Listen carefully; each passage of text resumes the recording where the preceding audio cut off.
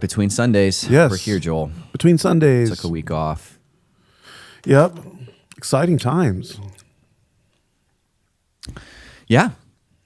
Vineyard, how's it going? Hope you're doing well. Listening on Spotify or Apple Music or watching on YouTube. Watching, yes. We're glad that you're here. Yep. Give you guys some updates, let you know what's going on. I don't know, maybe talk about something. We'll see, and then we'll be done. Yep. Nice and quick. Between Sundays. Yesterday was a good Sunday. 2 Sundays ago, we Yeah, didn't 2 Sundays do too. it. You introduced us to our new What Does the Bible Say About series. What does the Bible Talked say about about sexual ... intimacy. Sex. Yeah, which honestly wasn't as controversial as No. it could have. Like you didn't make It's it weird. countercultural more Yeah. than controversial. Yeah. It feels right when you hear God's vision and design more. When you were preaching out of like Song of Solomon and it's not like you were like being weird. No. So Yes. It was a good morning, I think. And then yesterday was super rich with Pastor David Parker. Such a good man and gifted man and godly man. wow. Yeah. 3 Gs. David's an amazing guy. OG, original gangster. All about power. The did a great paradoxical job. power of the kingdom of God. Everything's turned upside down in our culture and very powerful. You will be here. powerful as a Christian. The question is what are you going to do with that power? Which is really great. Yeah. Really good. I enjoyed what he had to say a lot. And David's a man who's seen power in a lot of different areas of his life too, which is wonderful. Yes. Good man. Good man. Great message to listen to. If you Yes. missed yesterday, go listen to that. Yeah, that'll be up on the thing this week on Spotify and different places. So go check that out. Dave did a wonderful job. This coming Sunday, we have Family Dedication Sunday. So we're going to be dedicating some babies and their families And a their child. parents and the child. Yep. So that'll be great. Yes. Then we got baptisms in 2 weeks. Absolutely. If you have not been baptized, I said this on Sunday at the church. If you have not been baptized, you love Jesus, even if your faith to him is very minuscule, minimal, new, infantile, you have to get baptized. This is just it's the next step. Yeah. It would be like being a Christian you don't pray, or being a Christian who doesn't, say no to sin and carnal desire. Like you have to do it. You got to get baptized. It's symbolic. It's significant. It's a mark of your life, that you remember. So make sure you guys sign up. It's God's will. Like people sometimes talk to me a lot about, That's I want right. to know God's will for my life, and I don't know what he's calling me to do. Baptized. Well, if you haven't been baptized and you love him or you're trying to love him, Yep. then that is what he's calling you to do. And it's very clear. Sometimes it is hard to discern God's will. But Yeah. with the issue of baptism, it's not. It's pretty black and white. If you've made a decision to follow Jesus, that's God's calling. There are for so you. many things. I love that you're bringing that up. I love that people in LA always want to know, especially if they become Christians and then they're in LA. Obviously everybody thinks the will of God for their life is fame and fortune because that's what most people come here for, right? Yes. And then it's like really discouraging for people when they realize that you're just going to probably end up being somebody, right? Yes. But the fact that like the will of the Lord is pretty clear. You don't have to go looking around to find out is the will of the Lord for you to eat a double or a quad at In-N-Out, right? It's like there are things. Just look at what Jesus teaches. I would be shell shocked. I don't think that there's a book out there, but it would be really cool to read a book that just says what are all the things that Jesus implies or explicitly states as things you have to do, and through his life or through his teachings, and just. If you could do all of those things in the lifetime that you've been given, that would be unbelievable in of itself. Yeah, plenty of God's will. Plenty. Well, I mean, just look at the Sermon on the Mount, okay? Like all the Beatitudes. So the will of the Lord is for you to be meek. The will of the Lord is for you to be poor and yet rich. Yeah. Even loving God and our neighbors. Yeah. Or even Old Testament, do justice, love mercy, walk humbly with God. That takes 70 years. Yeah, the will of the Lord is that you would renounce carnal, fleshly, sexual desires and don't compromise them. I mean, how many are you listening right now that it's just like, oh, I've already accomplished that? It's like, no. Okay, great. Well, the will of the Lord for you is to pursue holiness. Okay, so and then you look at Jesus got baptized. Like, Yes. He We follow modeled him. life, right? So you get back. So anyways, it's just like, what are essential things in next step ministry in life with Jesus? It's baptism also Jesus got baptized early in his ministry, which is significant too. Yeah. Like we need to. I mean, it's understandable that we think we want God to speak to us because he does still speak. So we're not saying that God doesn't direct and lead and guide in supernatural and specific ways, because he does. But there are so many ways that he's most often clearly communicated with great certainty what our purpose and plan is. So we don't ignore those because we wait for something supernatural. We are grounded in those, and then we seek more. But we're rooted in what's been made very clear to us. Well, also, that's how relationships work, right? Like, I mean, you make dinner almost every night for Shannon. Mm-hmm. You guys came to that conclusion for a myriad of reasons that works best for you guys. Mm-hmm. Does Shannon need to tell you every single day that she needs you to make her dinner? No. Right. You know what I mean? Like, we look at the life of Jesus, and then he invites us into his life, and we apprentice under him. Mm-hmm. He doesn't need to tell you the same thing. There are things that just come as a natural byproduct of following him. Yes. And I think a lot of us just think we always need a supernatural encounter to be obedient. Yeah. Two big things I hear that are obstacles that we can challenge. One is that I need God to really speak to me about it, because I don't feel like he has, which we're saying, no, he has spoken to you about it. It's in his word. You're to do it if you haven't. Yes. And that is his will. And the second big issue is I'm not ready. I need to be fully prepared first. I don't feel worthy. I don't feel holy. I need to be a different kind of Christian, a more mature Christian when I make that big step. So what would you say about that? Like, that's not true. No, it's not true. I mean, our biblical examples of people getting baptized are pretty immediate. Well, I mean, the eunuch, the Ethiopian, was like, "Hello, where's the water?" I mean, okay, what should stop me from doing this? Immediately after, and all he was questioning was this Old Testament prophecy of, like, he couldn't understand it. Mm-hmm. That was what was happening. Like, it was Philip, right? Yeah, Philip in Acts was like, the guy was like, I don't understand what I'm reading, and it was an Old Testament prophecy. And then Philip is like, hey, this actually is the Messiah. And he's like, oh, okay. And he gets baptized. Literally, there's nothing else. He's like, well, okay, so Jesus is this guy, and here's all these things, and here's what you have to believe. And it's a totality. It was like, I think that the Bible is telling me about this somebody. Who is it? It's Jesus. Oh, cool. Okay, get baptized. Yep. So there's no real readiness there. No, it's not like an ordination. It's not a culmination of something. No. It's a decision. It's a marking. The beginning of, or it can be the beginning. But again, I can understand how people feel that way, because sometimes baptism's taken really lightly. People do it for a lot of weird reasons, sentimental reasons, to please a friend, to please. Well, culturally too. If you came from a culture where that was a thing to integrate into society, then I understand why that is a worldview. Yeah.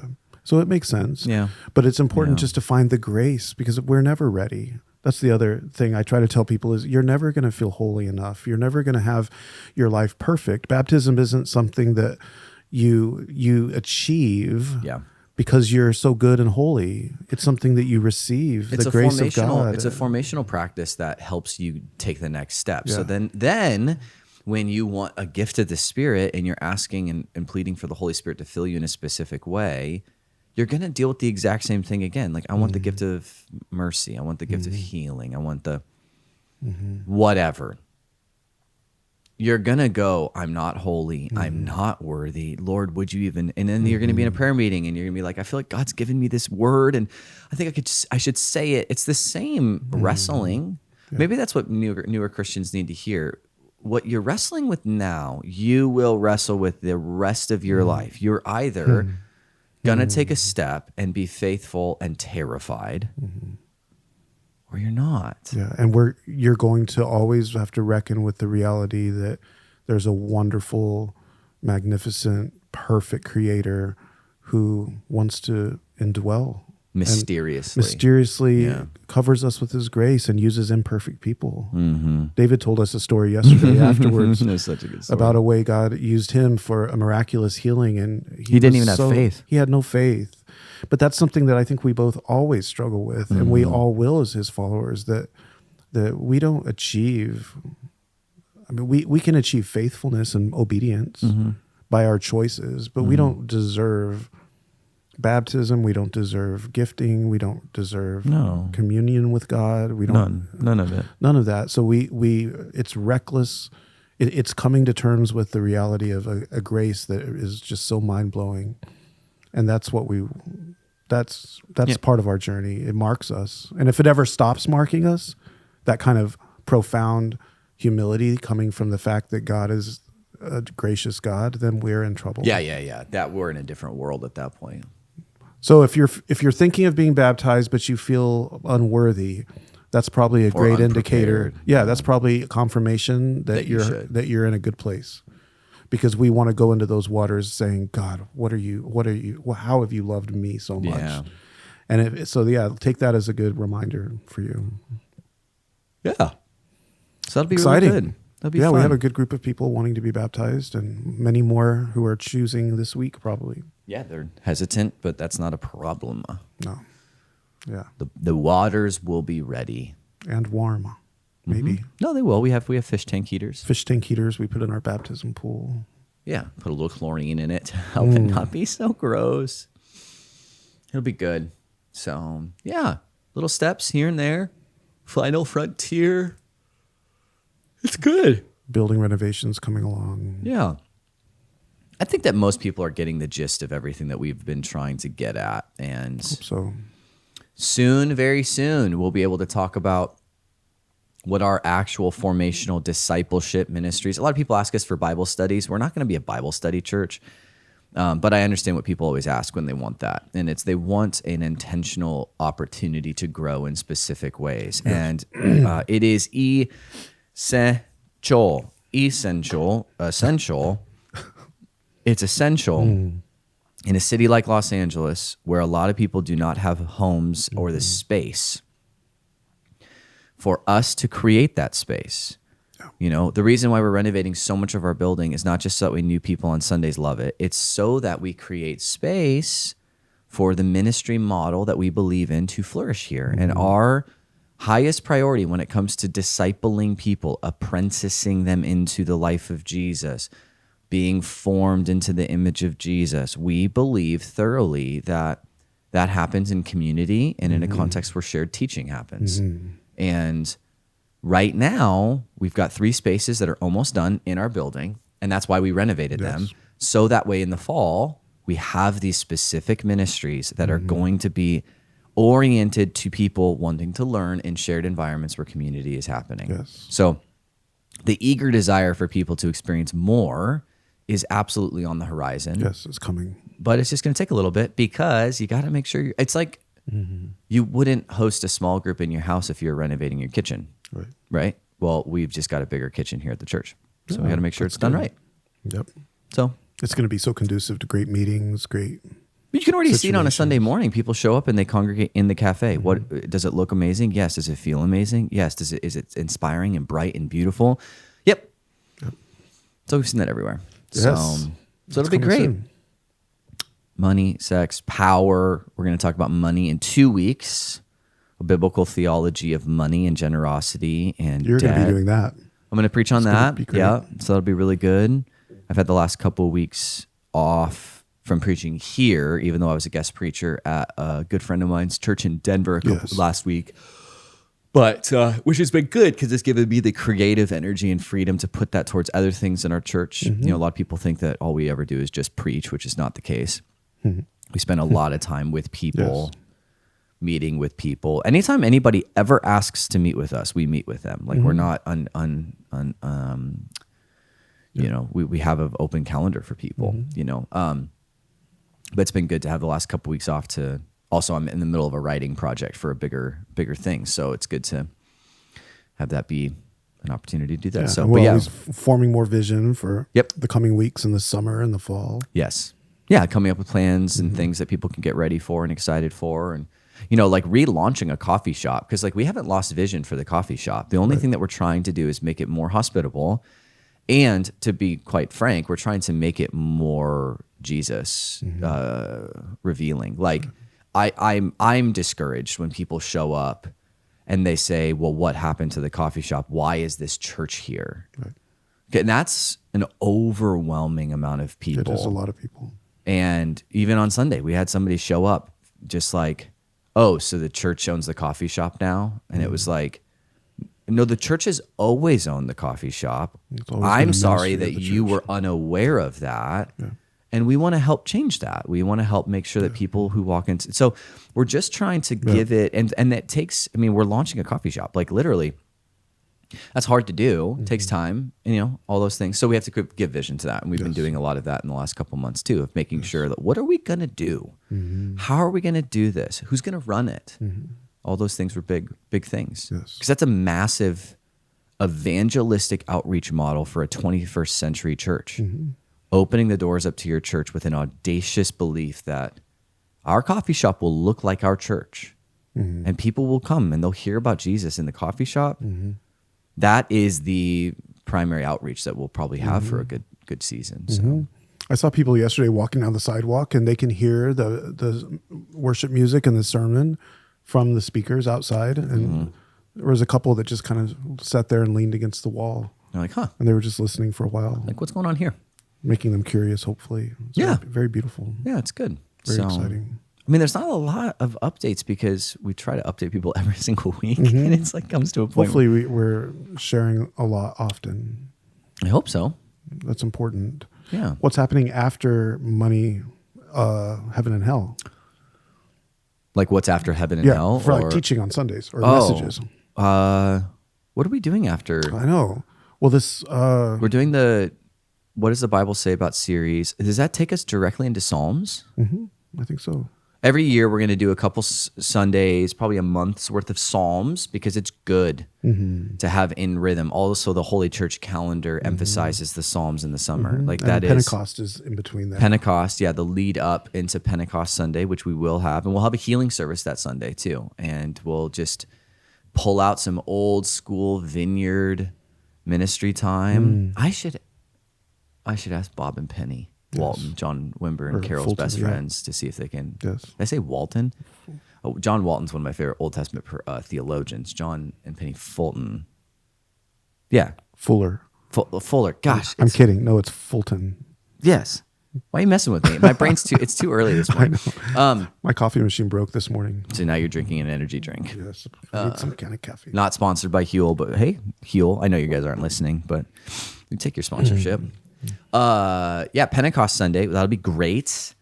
And I think it's really interesting. I overheard somebody the other day, we were asking, like, are we still going to be a vineyard? And I just sat there and I thought, like, wow. Oh, honey, like, go to a vineyard in the country. We are deeply aligned. Yes. In every way. Oh, yeah. With historic, Anaheim. What was one strange story yesterday is we had like 5 people from vineyards in Columbus Vineyard, which is like the flagship of the Midwest. But one particular woman who did a lot of their kids' ministry. Yeah. She's been going to the Columbus Vineyard, and she just was hungry for a vineyard. Yeah. So she showed up because now she lives down the road. Yeah. At the end of the service, she was like, oh, it feels just like Columbus Vineyard. Yeah. Okay, we're like 100th the size of Columbus Vineyard. Yeah, Columbus is like 10,000 people. And huge, and yet, 4 campuses all over Columbus. Golf carts driving you to your parking space. Literally golf carts driving So how are we at all like Vineyard Columbus? Suburban, more urban. Yeah. Dingy parking lot, glorious parking lot like Disneyland. Yeah. A foyer the size of a football field versus a little coffee house. Yeah. 25,000 paid staff versus a few. Yeah. It's our vineyard values. Yeah, like she felt at home because we're vineyard. Because we pray a specific way. We have an attentiveness to the Holy Spirit. We do ministry in a supernatural, natural way. Like it's just, we are vineyard through and through in every way. We are identifying deeply with Vineyard National values. We're good friends with Vineyard National leadership. Our whole team is going this next month. Literally our whole team, not just our staff. Our board is coming with us as well, and elders and. To a national conference. Yeah, where literally. we all come together. I found it an interesting comment because it's like we are philosophically and theologically deeply aligned, and that will never change. And we literally have gone back to the original name of our church. Like, we are the original Vineyard, and that's never going to change. We're proudly. No, there are a lot of vineyards that became vineyards from Yeah, a non-denominational church. Yeah, or they were adopted a in. Yeah. Bible church or whatever. But like Vineyard, there's no such thing as our vineyard without being in the vineyard. Correct. So that it would be like me no longer being a Moses. Yeah, it's just like a non sequitur. Yeah. It doesn't exist. Yeah. So that's pretty interesting. But I mean, it's so good understandable. There have been a lot of changes, but the core things of our vision, our values, our beliefs, our doctrine, our heartbeat has all been the same for 50 years. Always. It's very rooted in. Well, we just had lunch with an unbelievable, one of the first people ever to go to this vineyard in 1975 through 1982, and we were hanging out with him. He was like, "You guys are everything that the vineyard was and needs to be in urban LA." Like, there was no disconnection at all. And this is someone who literally left here and then did ministry with John Wimber for 15 years, right? So. It's great. We love being Vineyard. It's fun to see people come from like Columbus Vineyard or Miami or different vineyards all throughout the country, and people all say the same thing. We're a vineyard. Yeah. We have the refrain of we are a part of our movement, which is really good. So lots of good stuff. Yeah. So we have Pentecost healing service. We'll see what the Lord wants to do. I was watching actually a Signs and Wonders conference by John Wimber, and just being reminded of just how sensitive the team was to what the Spirit was doing in moments like that. So we'll try to bring some of that energy and element, and then hopefully we can rely on the Spirit. And then we have Psalms, and then we might do like a Fruit of the Spirit or Armor of God, some sort of like summer, standalone stuff. And then debating on whether or not we'll do Habakkuk, which is a 4-week Old Testament series, which would be super fun. Or we might do like Romans or 1 Corinthians. And then I may end up actually using during those big series a big TV that has like the scripture on it next to me. Because then you can break things down. Yeah, and I would do a lot of Greek. You could really go into Greek. So we do a lot of Greek exegesis and logical things, and it'd be a long series. That'd probably be an 8-month series if we did that.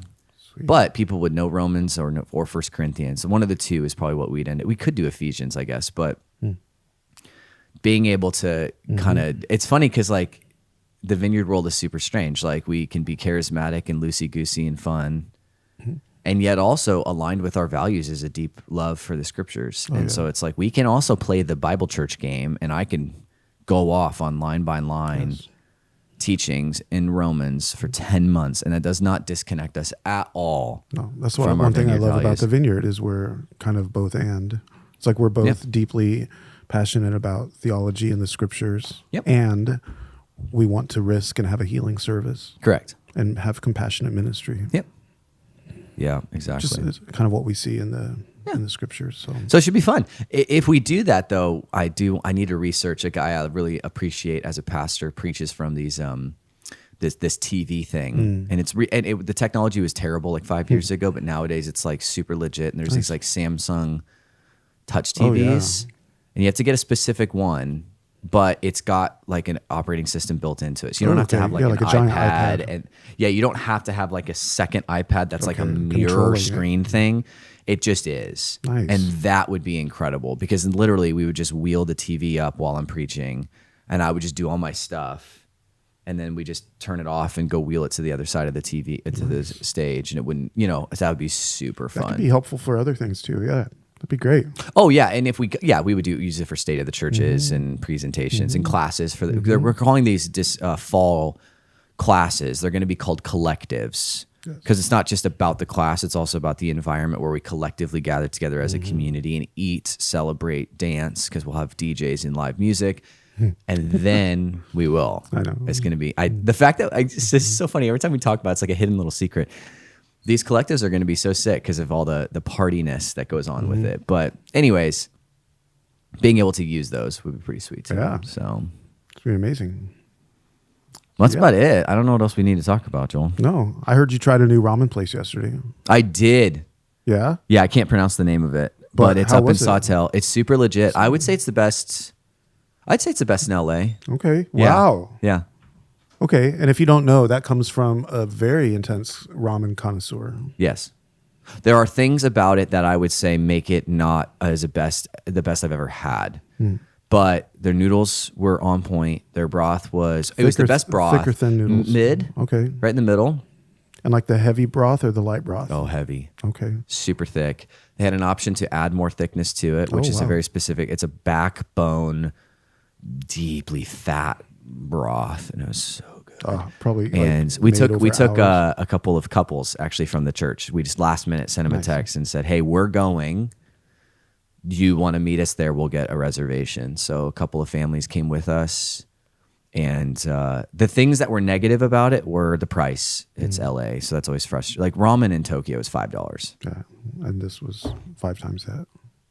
Yeah, it was 20. Yeah. 4 times. So negatives were its pork chashu was not that great. It was kind of thinly sliced and not as flavorful as I would have appreciated. But the egg was great. The broth was good. The noodles were good. Soft or hard boiled egg? Soft boiled. Yeah, gooey, jammy. Negative was their spice options are limited. So you can get a spicy miso tonkatsu, which is really great. However, you can't increase spice. Wow. It just kind of is. Yep. So you have to add like chili oil and chili crunch and stuff like that, which is fine. Yeah. I personally like it when there are levels. When they're like, hey, we can pop that up for you. And it's like, although we've been to a few places where even if you choose a 10, it doesn't mean anything. I think it's because you're white. Yeah, like no, I think that at the end of the day, it's probably they're probably trying to be cognizant of what I can handle, which unfortunately I can handle a lot, and they don't think I can. Yeah. It was wonderful. Nice. It's on Sawtell, and it's right next to. There's a tea shop, a Panda Express, a sushi place, and it's a parking garage, and I think there might be a Whole Foods or something in the parking garage.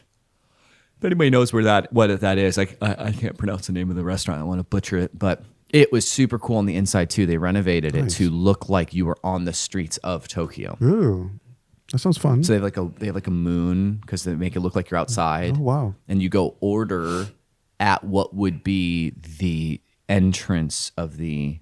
It's so hard to explain, but the entrance is actually like when you walk into the building, you're actually walking into the outside of downtown Tokyo. Oh wow! And then their kitchen is actually the restaurant. It's like they made the kitchen look like it was the front doors of a super dingy, tiny little Japanese noodle house. Ooh, that's cool. And then they have like fake other businesses that are in the hallway. So it's really cool. So aesthetically amazing. Ramen was on point. So everybody should go. Sounds Sawtell. good. Yeah. Literally on Sawtell. Drop the name in the comments, maybe. Like a Daiku something. I don't know. Yeah, drop it in so you don't. I don't know. Too hard to Whatever it is. pronounce. Anyways, Thanks, guys. thank you so much. We'll keep you in the loop. Video comes out next week. Yes. Have a good week. We'll Have a see you great guys on week. Sunday. Okay. Get baptized. Yes.